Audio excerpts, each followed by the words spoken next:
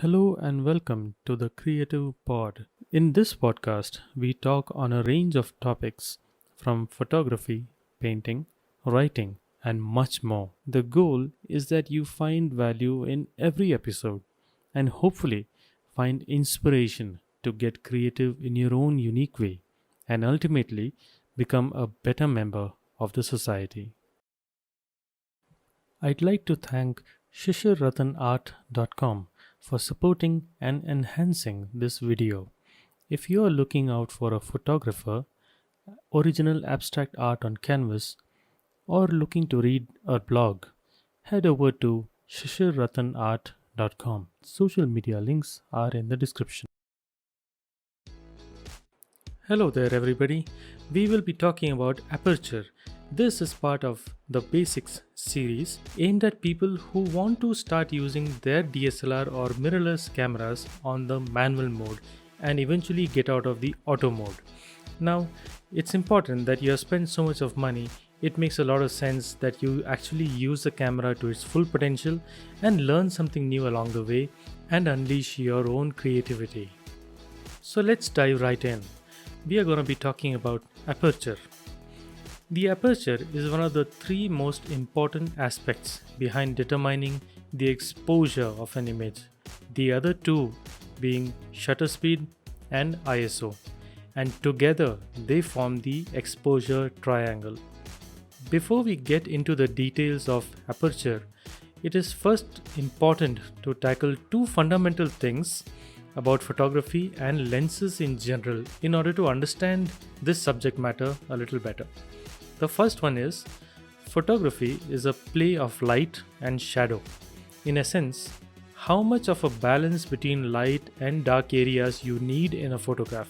The second one, how much of the area or field in front of you should be in focus.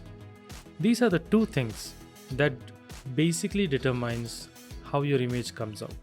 And these are at a very broad, very fundamental levels. I will touch upon these as we go through the series. Now let me explain the first point. That is the point about light and shadow. With the aperture, you can control how much light is allowed to hit the sensor because that's one of the things that an aperture fundamentally is supposed to do. It basically is an opening in a lens that is controlled to either be wide or narrow so that the light passing through the lens is controlled. Think of it like the knob of a water faucet. How does that control the water flowing out? If the aperture is wide open, more light is allowed through and vice versa.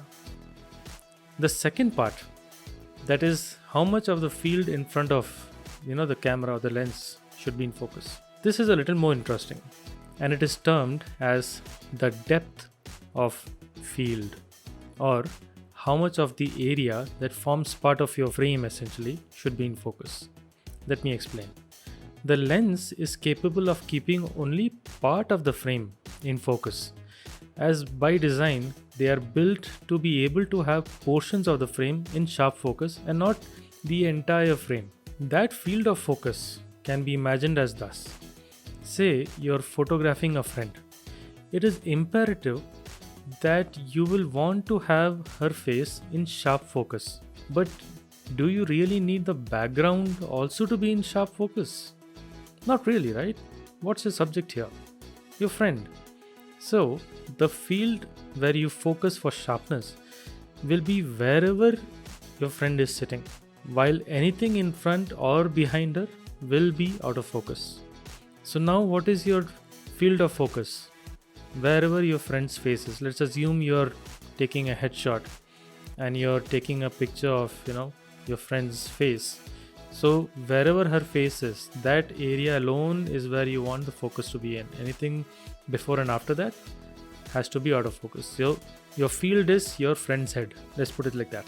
Now how much of that field is going to be in focus is what depth of field is all about. The other thing you need to understand about aperture is that they are donated by a small letter f against a number such as f1.8, f11, f22, f6, 3.5, 5.6. There are many such markings or measurements that is usually on the lens. Now the key thing is that if the f number is a bigger number like f22, the aperture opening is going to be much smaller. And if the f number is small like f2.8, f1.8, then it means the aperture opening is going to be wider. The f number and the aperture opening has an inverse relationship. Do not forget that, write it down somewhere. That is the holy truth when it comes to aperture. The f number and the aperture opening has an inverse relationship. Let's deep dive into that a little bit and understand how it controls how much of the light is hitting the sensor. I hope you're enjoying the episode. I just wanted to take a brief moment to say that we are open to feature your business or podcast on our channel. If you're interested, please drop a line on Facebook or Instagram to talk details. And now, let's continue with the episode. As we have talked about this earlier, the aperture is an opening in the lens which can be made to either be wide open or narrowed down. This is what controls the amount of light ultimately coming out of the lens and going towards the sensor and hitting it. So going by what we just discussed earlier, if you set your aperture to something like f1.8, you are letting in a lot of light. But if you set it to f10, the aperture has been closed down considerably and so less light is passing through. If you're wondering how does this help you get good photo, think about it like this. If you are in a darker area, say you're indoors, you obviously have limited light as compared to being outdoors on a bright sunny day. In such a case, we know that the aperture controls how much light gets through to the sensor. So it makes logical sense to ensure that you set the aperture to its lowest f number, and remember, the smaller the f number, the bigger the aperture opening. This way you are ensuring that you are letting in as much light as possible to hit the sensor and expose the image. While we spoke of opening the aperture to its widest setting, we will now also be dealing with another consequence of opening the aperture wide open.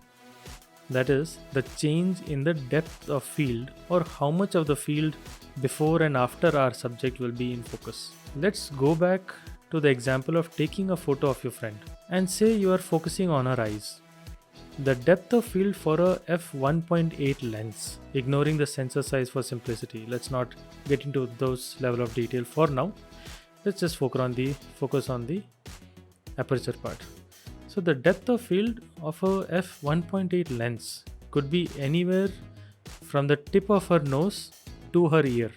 Anything in between those 2 points will be in good focus, while anything in front of her nose and behind her ear begins to lose focus and starts to get blurry. Now, let's say you have another lens that is at f4 at its widest. It does not go to a smaller f number. f4 is where it's most wide. Now that is much smaller, the opening will be much smaller compared to a f1.8. In such a case, the depth of field will not be as shallow as it was with f1.8 lens, since the opening is not as wide. In this case, the depth of field will be deeper, and anything from say half a foot in front of her nose to half a foot behind her ear is also going to be in focus. So now you can see the difference between an f1.8 and an f4 lens has widened or deepened the depth of field. There is more area of the field which is now in focus. And what is the main subject of our focus? Your friend's head, as we mentioned earlier. So now that field has become little more deeper, there's more of the field which will be in focus now, assuming we are still focusing on our eyes.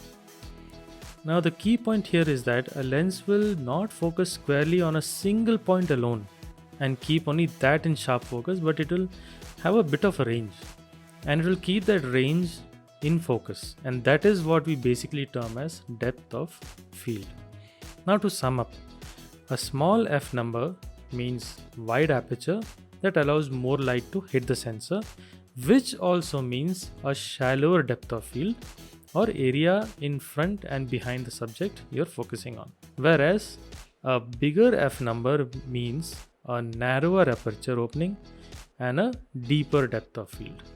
Think of the example we just spoke of between an f1.8 lens and an f4 lens.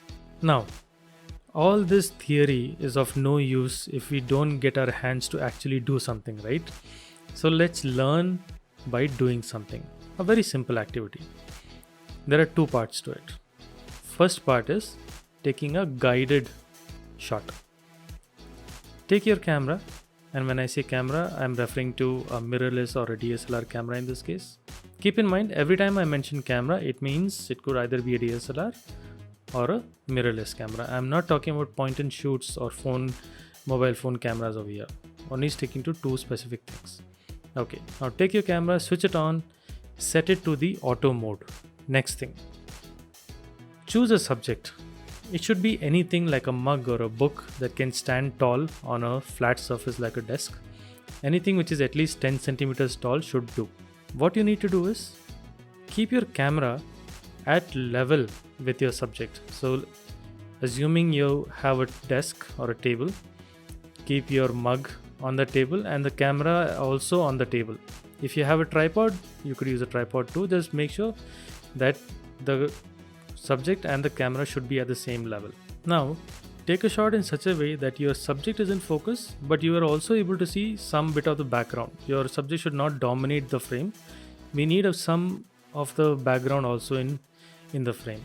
Now take a picture, and once you take it, you can actually preview that image and you can see the values for your shutter speed, ISO and aperture. Please make a note of that. Now, the second part of this activity is a manual mode shot. Switch your camera over to the manual or M mode. Set the shutter speed, ISO and aperture exactly as you noted it down. From the auto mode, the photo that you took, from that, just dial in these particular settings. Do not move your camera or the subject. Let them be where it is. You just need to set your camera to the manual mode from auto mode. Take a picture. It should ideally look exactly the same as what came out of from the auto mode. Now comes the fun part. Leave your shutter speed and ISO exactly the way it is. Do not change them. Just change your f number, that is your aperture setting, which is denoted by f numbers. So just keep changing that. Change it to a different one. For example, if the auto mode shot the picture in f4, you now shoot the picture in manual mode on say f5.6, f8, f10, f11. Keep changing the aperture and take a picture. So now in manual mode you would have shot multiple pictures at different f numbers. Make sure you have exhausted all the possible f numbers that your lens will allow. Now download all these images into your computer, and there on the bigger screen it will be much easier for you to discern the difference from f number to f number. You will notice that as the f number increases, assuming your first photo was shot at f4 in auto mode, and you started from there and started increasing from f4, you went to 5.6, then you went to f8 for example, you'll notice that two things are happening. One is your photo becomes darker and the background starts to become a little more clearer, less blurry. It's a little tricky because your photo with subsequent increment of f numbers starts to become darker and darker. So discerning the background becomes a little challenging at times. So I would say repeat this activity in different lighting conditions. You could try once inside your house. The other time you could go outside and then try this. But try it in different lighting conditions, and you will start noticing the correlation between your aperture number or f numbers and how much light is hitting the sensor and the depth of field. Now here's something interesting from my personal experience. This is an activity that I did myself, and it really helped me understand. And it's all about putting in the time and effort and understanding this little more, trying different combinations of the three settings. We'll come to that, but let's take one step at a time. So when I was trying to get my head around the exposure triangle, I decided to understand the aperture first. Since I loved the out of focus backgrounds in several portrait photographs that I used to see online, and that blurry background and the sharp focus subject really captivated me, and I always wanted to know how is that done. Now, after watching several videos, reading many blogs, I knew that this is the first thing I should understand, and that is the reason why I picked Aperture as the first part of this series. I hope this would have given you a better insight. I had to read several blogs and videos to understand what I have tried to condense over here. But like everything, this is not the most perfect article out there, nor is this the best way to explain something. So, in an attempt to make it a little more easy to understand, I will also create a video on YouTube and upload it and share it when I share this audio. I'll share the link. So you can actually check out some of the examples that I have taken from the activity. I also did this activity, and I will upload those examples. So you can check out the video as well. I also have written down whatever I said over here in a blog that's on my website, and that will be linked to in the description as well. So I would say, there's always more to consume. So go ahead, check out the YouTube video for more value added content and more examples that you can actually relate to right away. And you have the blog that you can always refer to on the fly. I will include pictures over there as well. So you have more than one ways to go back to this topic, and I will do that for all of the other topics in this particular series, and I hope you will like that. The other ask I have of you is to please feel free to reach out to me, leave a message on social media. Links are all there. You can connect with me on Facebook, Instagram, even on YouTube. You could leave a comment, but feel free to reach out. Let me know if you have any questions, anything you want to ask, any doubts you have, something that you did not understand, or if you feel that something could have been done better. I would love to do that and make the content a little more easier for all of you to understand and consume. The idea is that we all grow together and unleash our creativity. So with that, I would say thank you, and please look forward to the subsequent episodes. It's gonna be fun. That concludes the episode, and we earnestly hope that the topic would have ignited your creativity or inspired you to get started on something. Please ensure to follow us and engage with us on social media. The links are in the description, and also feel free to share the podcast or the episode among your friends. Goodbye and best wishes to you.